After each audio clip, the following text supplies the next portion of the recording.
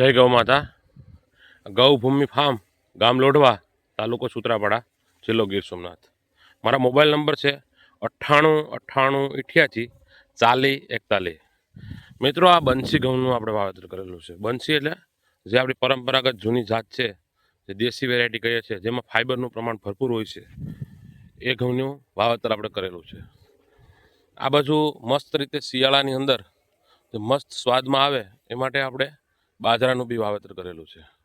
મિત્રો, જે બંસી ઘઉં છે, બંસી ઘઉં કોઈ પણ યુનિવર્સિટી, કોઈ પણ બીજ બનાવવાળી કંપની એનું બીજનું પ્રોડક્શન નથી કરતી.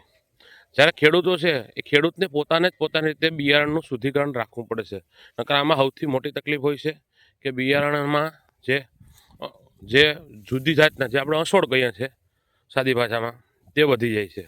તો એનું નિયંત્રણ કરવું ખૂબ જરૂરી છે, નહીંતર આપણું બી છે એ બગડી જાય છે. મિત્રો, જે આ જોઈ શકો છો, આ રીતના જે છોડ, જે બીજા અધર ઘઉંના છોડ ઉગેલા છે, એ ઘઉંનું હાથથી આપણે 2 વખત સંપૂર્ણ રીતે નાશ કરવો જોઈએ, ઉપાડ લેવા જોઈએ, જેથી કરીને આપણું બીનું શુદ્ધતા રહે.